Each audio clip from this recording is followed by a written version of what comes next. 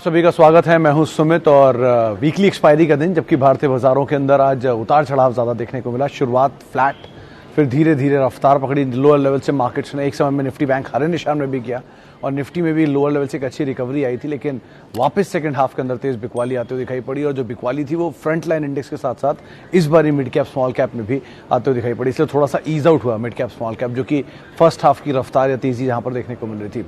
तो दो तरह से आप मार्केट देखिए, क्योंकि आज एक्सपायरी थी, वीकली एक्सपायरी थी, तो बाजार में उतार चढ़ाव का अनुमान पहले से ही लगाया जा रहा था। तो उसके हिसाब से अगर आप मार्केट्स को देखेंगे तो फर्स्ट हाफ और सेकंड हाफ में थोड़ा बहुत डिफरेंस आपको दिखाई पड़ेगा। पहले हाफ में अदानी समूह के सभी शेयर जोरदार तेजी में थे, पावर में जोरदार खरीदारी थी। सेकंड हाफ तक आते आते अदानी ग्रुप के सभी शेयर लोअर सर्किट में पहुंच गए और शुगर में जो तेजी थी वो फिजल आउट हो गई, पावर में जो तेजी थी वो फिजल आउट हो गई, बैंक्स की जो रिकवरी थी वो फिजल आउट हो गई। इनफैक्ट एसबीआई एक समय में डे हाई की तरफ पहुंच चुका था, 2% की तेजी थी, लेकिन सेकंड हाफ में वो फिजल आउट हुआ। मिड कैप आईटी बहुत सारे शेयर जो तेजी में थे वो कुछ हद तक फिजल आउट होते हुए दिखाई पड़े। सेकंड हाफ में अलग ही शेयर निकलकर सामने आया, जहां पर कुछ हद तक पुल बैक था। डॉक्टर लाल पैथ लैब हुआ, टाटा कम्युनिकेशन हुआ, एफएंडो से, जहां पर एक बढ़िया शॉर्ट कवरिंग देखने को मिली और डीआई के आसपास आते हुए दिखाई पड़ी। वो शेयर जहां पर मेजर सर्किट रिवीजन था, आज वहां पे कामकाज ज्यादा था, क्योंकि वो सारी लिस्ट जो थी वो बी कैटेगरी, ए कैटेगरी या कैश मार्केट के स्टॉक्स थे, तो इसलिए वहां पर आपको ज्यादा एक्शन दिखाई पड़ेगा। तो उनमें कई ऐसे स्टॉक थे जहां पर बढ़िया मूव देखने को मिल रहा था और वहां पर उसके अकॉर्डिंग आज मार्केट में रिएक्शन था। मिसाल तौर पर आप रेणुका को देख लीजिए, सीजी पावर देख लीजिए, 3i इन्फोटेक देख लीजिए, इनमें कुछ हद तक स्टॉक रिवीजन का एक इम्पैक्ट आता हुआ दिखाई पड़ा। बाकी जो सेक्टर शुरुआत में लीड कर रहे थे, जैसे कि लिकर हुआ, वो थोड़ा सा बैकफुट पे आता हुआ दिखाई पड़ा। लेदर में सेलेक्टिव स्टॉक्स तेजी में थे, मिर्जा, लिबर्टी, जहां पर कुछ खरीदारी बनते हुए दिखाई पड़ रही थी। तो अलग अलग स्टॉक स्पेसिफिक स्टोरीज मार्केट में बन रही थी। रियल स्टेट में सेलेक्टिव बाइंग थी, सीमेंट में जेके सीमेंट तेजी में था। तो ऐसे अलग अलग स्टॉक्स के अंदर आज आपको मूव दिखाई पड़ेगा। तो बहुत ही डाइवर्सिफाइड मूव आज मार्केट में देखने को मिला। लेकिन हाँ, जो हाउस व्यूज़ हैं या जो अभी कुछ ब्रोकरेज हाउसेस से बातचीत हो रही थी कुछ देर पहले, उनका ये मानना है कि जिस तरह की क्लोजिंग देखने को मिली है कल, क्योंकि एक बड़ा इवेंट अवेटेड है, एमपीसी का आउटकम आने वाला है और ऐसा आंकलन है कि शायद इस बारी बहुत ज़्यादा कोई रेट चेंज ना हो इस बारी फिर। लेकिन वो कमेंट्री क्या रहती है इंटरेस्ट रेट को लेकर, इन्फ्लेशन को लेकर, गोइंग फॉरवर्ड ग्रोथ को लेकर, ये कुछ चीज़ें इनको बाजार बहुत क्रूशली वॉच करेगा। तो अगर वहाँ से कोई बड़ा नेगेटिव फैक्टर नहीं आता है तो बाजार शायद एक बढ़िया शॉर्ट कवरिंग कल के सत्र में दिखा सकता है। तो उस लिहाज से भी आपको मार्केट को देखना होगा। लेकिन हाँ, बहुत सारे ट्रिगर्स, बहुत सारे इंपॉर्टेंट इवेंट्स अवेटेड हैं। कल हफ्ते का आखिरी कारोबारी सत्र भी है, तो बहुत सारी चीज़ें जिसको बाजार बहुत ही क्रूशली वॉच करेगा। लेकिन सेक्टर स्पेसिफिक अप्रोच या स्टॉक स्पेसिफिक अप्रोच जो है वो ज़्यादा बेहतर रहेगी। चलिए अब सवाल जवाब का सिलसिला शुरू कर लेता हूं और जो पहला सवाल मेरे पास आया है उसमें है लक्ष्मी ऑर्गेनिक 380 500 होल्ड करूं? मिश्रा सब कर सकते हैं। और इस क्वार्टर के नंबर्स को देखिएगा, क्योंकि इस क्वार्टर के नंबर्स में एक इनकी इनपुट कॉस्ट बहुत बड़ी है, तो शायद इनके नंबर्स के अंदर रिफ्लेक्ट होगी। पहले क्वार्टर के नंबर जो कंपनी की लिस्टिंग के बाद से थे वो बेटर थे, दूसरे खराब थे, तीसरे बेटर थे, चौथे नंबर में इनपुट कॉस्ट इतनी बढ़ गई है, तो वो कैसे मिटिगेट करते हैं और एक साल के नंबर्स भी क्लियर हो जाएंगे, तो उसके बाद सिचुएशन ज़्यादा बेटर होगी। आज वो सर्किट लिमिट चेंज हुआ तो उसके अंदर भी इसका नाम था, तो इस लिहाज से भी इसमें स्टॉक में एक रिएक्शन ज़रूर देखने को मिला। लेकिन अदरवाइज आप जो तीसरे क्वार्टर के या चौथे क्वार्टर के नंबर आने वाले हैं वहाँ नज़र रखिएगा। कैपेसिटीज़ ऐड की हैं इन्होंने काफ़ी आईपीओ की रकम के बाद से, वो कैपेसिटी का एडिशन और इनपुट कॉस्ट का इम्पैक्ट, ये दो चीज़ें जो हैं वो इस क्वार्टर के नंबर के अंदर बहुत हद तक बड़ा रोल प्ले करेंगी। मेजर ब्रोकरेज हाउसेस के टारगेट्स तो इसमें अचीव ही हो चुके हैं, तो इसलिए कुछ भी कहना मुश्किल है। Okay, Mastek 2900, should I now exit and switch to TCS और Infosys, which is the best chemical stock to buy? Sir, ये बेस्ट का तो कंसेप्ट ना थोड़ा मुझे समझ में नहीं आता, ये आपका बेस्ट कि मेरा बेस्ट। एनीवेज, पहले मैं आईटी बात कर लेता हूँ। मास्टेक अच्छी कंपनी है, इसमें कोई दो राय नहीं है, लेकिन चला बहुत है। टीसीएस इन्फोसिस में इन्फोसिस ज़्यादा चला है, टीसीएस कम चला है, तो सबसे फेवरेबल सेफ साइड पर अगर आपको स्टॉक ढूंढेंगे तो फ्रंट लाइन में आपको टीसीएस दिखाई पड़ेगा। वैल्यूएशन वाइज विप्रो, एचसीएल ये दोनों भी इक्विवेलेंट गुड है, लेकिन आप टीसीएस में क्योंकि बायबैक होके गया, एक बड़ा इवेंट हो गया, कैश रिच कंपनी है, सेफ ऑप्शन है, अगर बाजार टूटता है तो आप सेफेस्ट ऑप्शन के साथ जाते हैं, जो कि आपके केस में टीसीएस हो सकता है। मास्टेक भी हालांकि कोई खराब कंपनी नहीं है, तो आप ये कर सकते हैं कि मास्टेक के साथ साथ नया निवेश अगर आप करना चाहते हैं तो एक बार को आप टीसीएस को देख सकते हैं। अब रही बात बेस्ट केमिकल स्पेस में, तो केमिकल की अच्छी अच्छी कंपनी, ऐसा नहीं कंपनी में खराबियाँ हैं कुछ। सुदर्शन केमिकल, इसके ऊपर आप नज़र रखेंगे। दीपक नाइट्राइट ऑलरेडी बड़ी तेज़ी दिखा चुका है, लेकिन ऊपरी लेवल से थोड़ा ईज आउट हुआ है। अतुल में बायबैक का ट्रिगर चल रहा है, जो कि बहुत छोटा बायबैक है, लेकिन शेयर का भाव बढ़ा है। तो ऐसे कर करके अलग अलग कंपनियों के साथ ट्रिगर्स कामकाज कर रहे हैं। तो आपको उसको देखकर पिक एंड चूज़ करना होगा, वही आपके लिए सही राय रणनीति रहेगी। बाकी व्यूज़ तो आपको मिलते रहते हैं ब्रोकरेज हाउसेस के। Okay, markets today short show time, Harshad साहब वो शो जो है वो डिसकंटिन्यू कर दिया गया, उससे का बुलेटिन आप देख पाएंगे 5 बजे, तो वो शो अब जो है वो नहीं होता है। तो मार्केट्स टुडे को फिलहाल के लिए तो डिसकंटिन्यू किया गया है, आगे उसमें कुछ नए अपडेट्स होंगे तो ज़रूर आपको बताऊंगा। अदानी पावर होल्ड और सेल, एवरेज 105।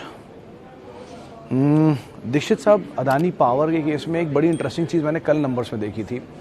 इनके करीब करीब 18.8 लाख शेयरों का एक ऑक्शन लगा था। वो शेयरों का ऑक्शन क्यों होता है, वैसे समझिए, कैश मार्केट का स्टॉक है, किसी ने वो शेयर शॉर्ट किए होंगे, तो शेयर शॉर्ट होने की वजह से उनको शाम तक ला के रीपे करने होंगे, लेकिन वो शॉर्ट शाम तक रीपे नहीं कर पाए, तो इतनी बड़ी शेयरों की ऑक्शन लग गई। इतने बड़े शेयरों का ऑक्शन लेने के लिए उनको हर हाल में वो शेयर चाहिए होंगे, तो वो शेयर कैसे लेंगे? वो शेयर लेंगे तेज़ी के दाम पर। तो आज से शुरुआत में सर्किट लगा हुआ था, 6 लाख शेयरों का सर्किट था, नहीं 6 लाख शेयर तो वहाँ से खप सकते हैं। फिर एक लोअर सर्किट भी लगा, तो जिसकी वजह से और बचे हुए शेयर भी खप गए होंगे। तो आज शाम को रिपोर्ट आ जाएगी कि कितने शेयरों का ऑक्शन वहाँ पर अभी भी लगा हुआ है। अगर ऑक्शन ख़त्म हो गया तो शायद थोड़ी तेज़ी ईज आउट हुई है, लेकिन अगर अभी भी ऑक्शन पेंडिंग है तो इसका मतलब उनको शेयर और चाहिए, जो कि शायद तेज़ी में ही लेंगे या जो भाव मिलेगा उस पर लेंगे। चांसेस हैं कि वो शायद ऑक्शन ख़त्म हो गया होगा, लेकिन फिर भी अदानी पावर के केस में आप तेज़ी को अभी देख ही सकते हैं। यहाँ पर अभी आप बने रह सकते हैं इसमें। हालांकि ये शेयर बहुत ज़्यादा हाईली वैल्यूड है, ओवर वैल्यूड है, लेकिन आपका क्योंकि 100 रुपये का दाम है और आपके दाम से ऑलमोस्ट दोगुने से भी ज़्यादा शेयर काम का 2.5 गुने पे कामकाज कर रहा है, तो बहुत कुछ है नहीं खोने के लिए। तो आप बने रहिए। इधर ये भी कर सकते हैं कि आप अपनी हाफ पोजीशन से निकल जाएं, बाकी हाफ फ्री के शेयर होंगे उनको आप होल्ड कर लीजिए, कोई दिक्कत नहीं है। Okay, Tata Motors tweet, target is very confusing. Siddharth साहब, देखिए, टाटा मोटर के केस में वो ब्रोकरेज हाउसेस के व्यू थे। आई थिंक CLSA और मॉर्गन स्टैनली के व्यू था। दूसरे वाले का नाम भूलिए, तो CLSA था। 320 रुपये का टारगेट CLSA की तरफ से आया था, उनकी सेल रेटिंग थी। देखिए, CLSA वो ब्रोकरेज हाउस है जिसने पहली बार टाटा मोटर्स को 180 रुपये पे शायद बाय साइड पे रिपोर्ट दी थी, और तब से वो कंटिन्यूसली 450 रुपये के टारगेट्स दे रहा था। तो उन्होंने उसको इन एंड आउट तब से समझ रहे हैं। तो ऑब्वियसली बात है, जब वो इतनी बड़ी तेज़ी को प्ले कर चुके हैं तो वो कहीं ना कहीं तो मंदी खेलेंगे अब इसमें। तो उनके लिए जो पोटेंशियल गेंस थे या अपसाइड्स थे वो कैप हो गए, लेकिन दूसरे हाउस के लिए अभी भी तेज़ी मान रहे हैं।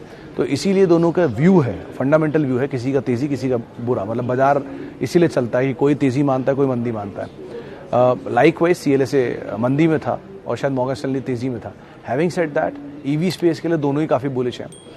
EV में हर 10 में से 7 गाड़ियाँ 6 गाड़ियाँ टाटा मोटर्स की सोफार बिक रही हैं, तो इसीलिए इनके लिए एवेन्यू तो बड़ा ही है। नई कैपेसिटीज़ एडिशन है, 3 नए मॉडल हैं, 10 नए मॉडल के ऊपर कामकाज कर रहे हैं, तो सिचुएशन सिनेरियो तो वैसे ही बेटर है। बाकी आप किसी भी पक्ष को जो आप मानते हो, सेल में या मानते हो या बाय में मानते हो, आप उसके साथ इसमें बने रह सकते हैं। अच्छा जी, आगे बढ़ते हैं। और IEX में कल किसी ब्रोकरेज हाउस में से आई थिंक किसी ने कॉल दी थी 12 बजे के शो में। कल हमारे साथ शायद आई थिंक हमारे साथ आशीष जुड़े थे, जिन्होंने इसमें शायद बाय साइड पे रिपोर्ट दी थी। खैर, IEX के केस में इसके वॉल्यूम के नंबर कल आए थे, नहीं कल इस पर हमारे साथ राजेश पालविया साहब थे, उन्होंने इसमें बाय साइड की एक कॉल दी थी, क्योंकि इसमें इनके सेल्स के नंबर आए थे। 18% के आसपास सेल्स इस मंथ में बढ़ते हुए दिखाई पड़ी है। पावर डिमांड स्ट्रॉन्ग है, पावर वॉल्यूम बेटर है, और पावर का जो प्राइसिंग आ रहा है वो भी हायर साइड पर आ रहा है। तो एटलीस्ट अभी तो आप बने रहिए, सिनेरियो थोड़ा इनके फेवर में आया है, टेलविंड दिख रही है, तो बने रहना ज़्यादा एडवाइसेबल रहेगा। और उनके भी 300 रुपये के आसपास टारगेट है, तो आप अकॉर्डिंगली यहाँ पर देख सकते हैं। MTR क्यों नाराज़ है सर? सभी डिफेंस चले हैं। मिश्रा साहब, MTR के केस में वो ओवरहैंग चल रहा है ना, एक ब्लॉक जो हुआ था रिसेंटली, उसी ब्लॉक की सप्लाईज अभी भी मार्केट्स में आ रही हैं। तो सप्लाईज जब तक ईज आउट नहीं होती तब तक शायद प्रेशर रहेगा, तो उसको आप देख के ही यहाँ कोई भी कॉल लीजिएगा।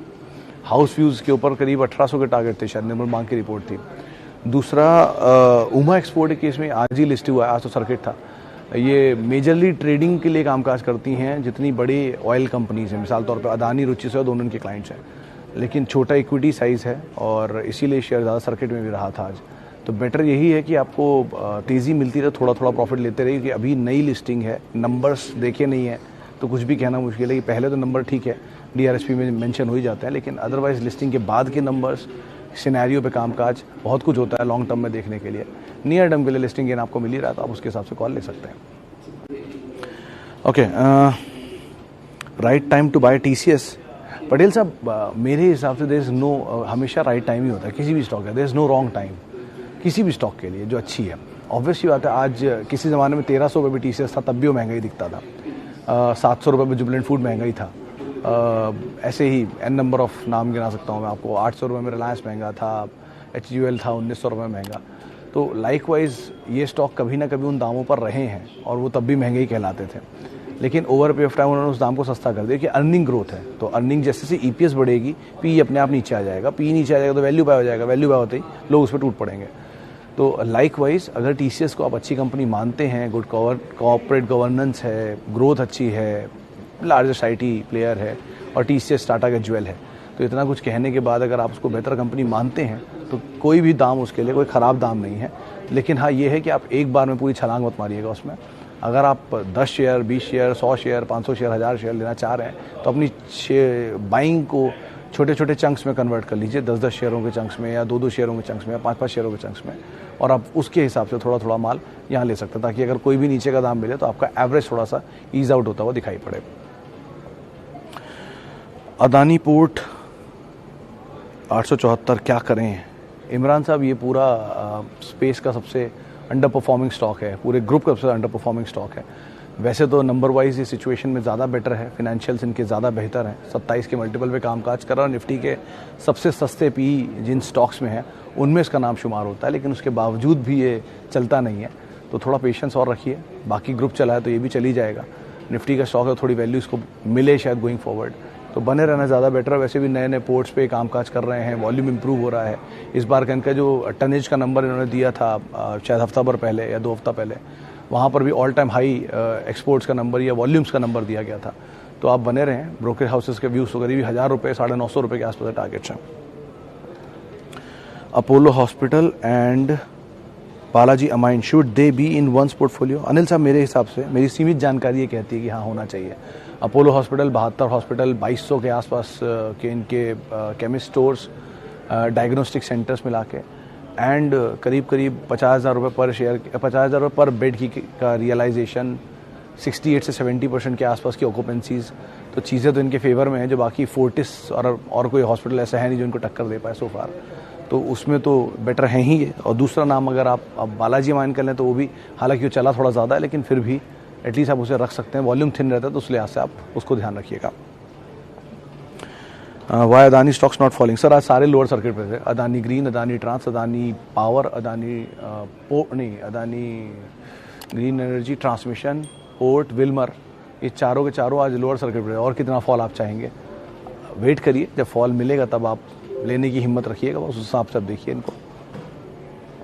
ओके, रुचि स्वयं में क्या करें? FPO पे अलॉट हुआ है। ये युवराज साहब, आज आशीष बहेती जी ने एक ट्वीट किया था, आप पढ़िएगा चाहें तो। उन्होंने ये बात मेंशन की थी कि जिन्होंने भी FPO में जिनको ये शेयर अलॉट हुए हैं, उनके पास 170 रुपये पर शेयर के आसपास का गेन था आज ही के लिए। मान लीजिए 620 पे शेयर इसका FPO अलॉट हुआ है और 820 के आसपास ये बंद हुआ है, तो 200 रुपये पर शेयर के आसपास का ऑलरेडी गेन है आपको। अगर आप नियर टर्म में मानते हैं कि स्टॉक में पोटेंशियल नहीं है तो आप निकल जाएं। कल इसके शेयर अलॉट होंगे FPO के, जो आप बाज़ार में बिकने आएंगे, तो थोड़ा प्रेशर शायद वहाँ पर देखने को मिले। लेकिन अगर ये सेक्टर की डिमांड स्ट्रॉन्ग मान रहे हैं, बाबा जी पे आपको भरोसा है, तो आप ज़रूर एंटर कर सकते हैं। लेकिन हाउस व्यू सब्सक्राइब की राय थी, थोड़ा सा एटलीस्ट आपको प्रॉफिट यहाँ पर ले लेना चाहिए, वो ज़्यादा बेटर, ताकि आपको ये दुख ना रहे कि वो नीचे आ जाए तो। लेकिन 670 से नीचे आने की प्रोबेबिलिटी कम है कि वो FPO का नाम था, तो नियर टर्म में तो प्रेशर शेयर ना ले, क्योंकि 2 बार वहाँ नीचे तक आया और वहाँ से पुल बैक आया है। तो एटलीस्ट आप सो फार वेट करें हायर लेवल पे, लेकिन 300-400 रुपये गेन आते थोड़ा थोड़ा प्रॉफिट लेना शुरू भी कर दें। चलिए, एक लास्ट सवाल और लेते हैं। Just started SIP in 2-3 share, example United Spirits, Wipro, Birla soft, but market went up, should I add shares above average और वेट फॉर मार्केट करेक्शन? अभी साहब, ये आपका नहीं, बहुतों के साथ परेशानी रहती है। बेटर आपने 3 चुने थे ना, इसी क्वालिटी, इसी कैडर के 3 और चुन लीजिए जो नीचे हों, उनमें SIP करिए। थोड़ा पोर्टफोलियो आप बढ़ा लीजिए, अलग अलग सेक्टर के कुछ नाम और चुन लीजिए, क्योंकि IT में 2 हैं आपके, तो आपने IT में से कुछ नहीं, बैंक से आप निकाल सकते हैं 2 बढ़िया नाम, HDFC, ICICI बैंक एग्जाम्पल इनके, या फिर पेंट्स से आ सकते हैं आप, एशियन पेंट्स और पिडीलाइट में, या फिर आप IT, सीमेंट से अल्ट्राटेक जैसे नामों को, या JK सीमेंट जैसे नामों को चुन सकते हैं। तो इस तरह के नामों को और चुन लीजिए, उनमें SIP करिए। अगर वो ऊपर जाएंगे तो ये नीचे आ जाएंगे, तो कोई ना कोई तो ऐसा ऊपर नीचे होता ही रहेगा, उसमें आप अपनी SIP को कंटिन्यू कर सकते हैं। चलिए फिलहाल अब इतने ही सवालों को मैं शामिल करूंगा। माफ़ी उन सभी लोगों से जिनसे आज हम बातचीत नहीं कर पाए, और बहुत बहुत शुक्रिया उन सभी लोगों का जिन्होंने हमसे सवाल पूछे। कल RBI MPC का आउटकम है, ध्यान संभल के आप ट्रेड करिएगा। कल मुलाकात होती है आप सब।